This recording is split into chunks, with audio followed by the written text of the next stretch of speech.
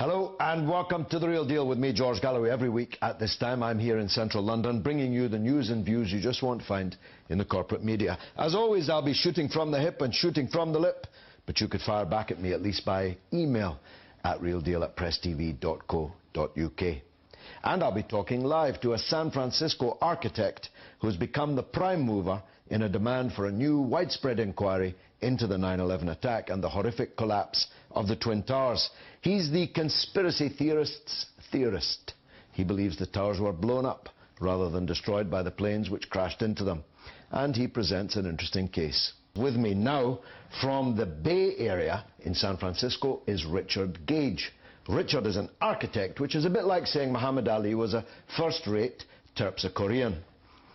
Richard is founder and principal of Architects and Engineers for 9/11 Truth, which has more than 1,200 members.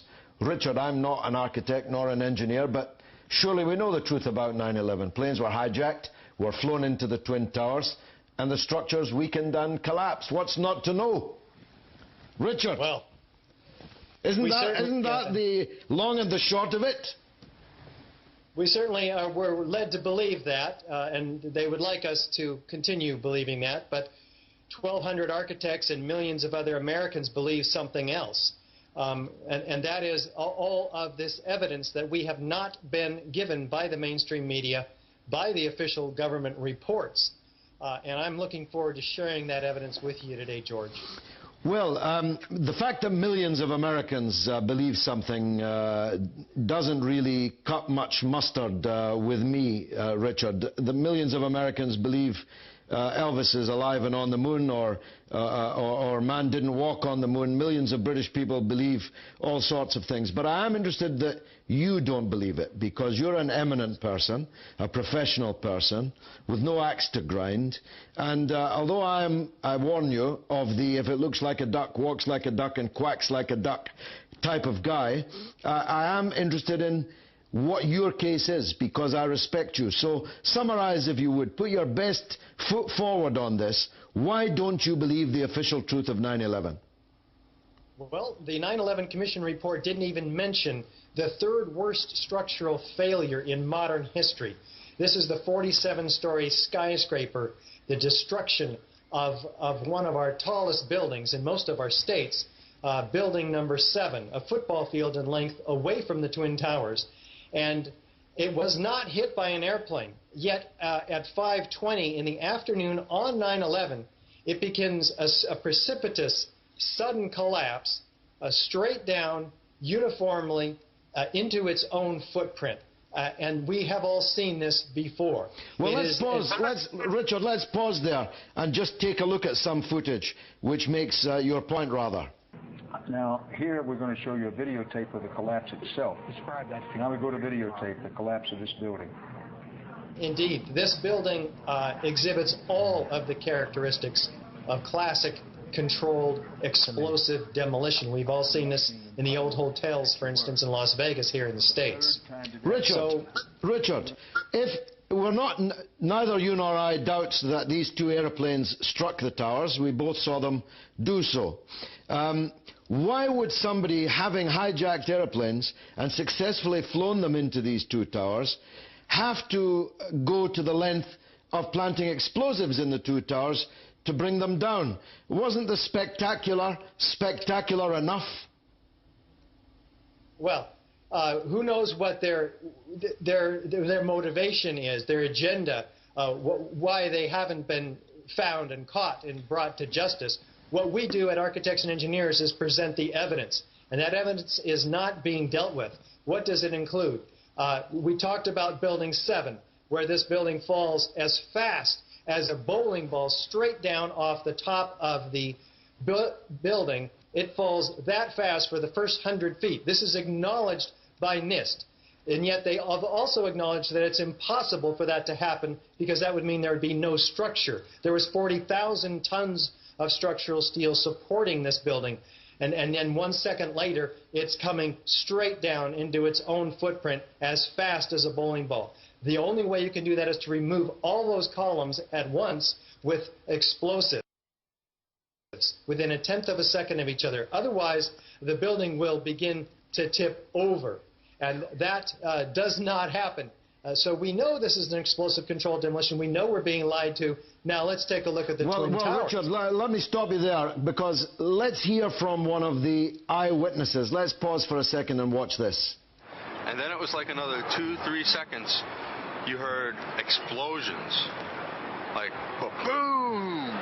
It's like a distinct sound. It's not like when in compression, like boom, boom, boom, boom, boom, like floors that were dropping and collapsing. This was boom, and like you felt a rumble in the ground, like almost like you wanted to grab onto something. That, to me, I knew that was an explosion. And this eyewitness should be Kevin McPadden.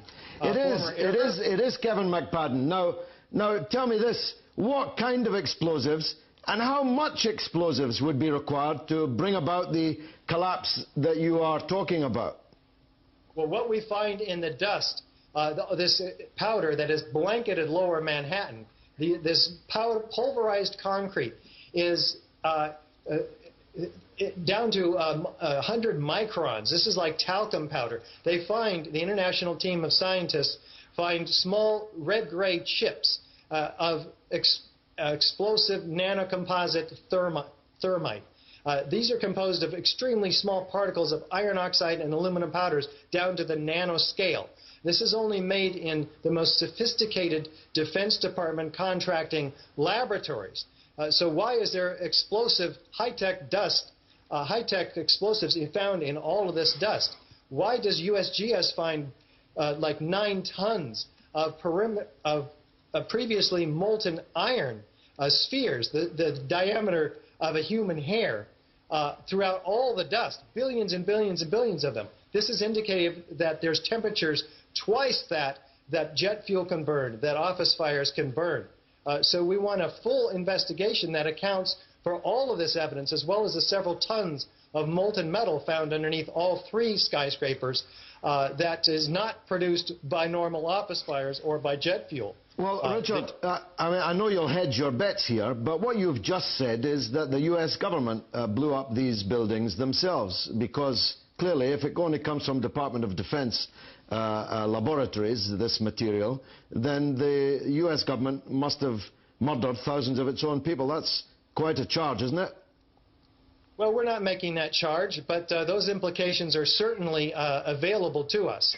What we are saying is let's get a real investigation that accounts for the near free-fall collapse of the Twin Towers.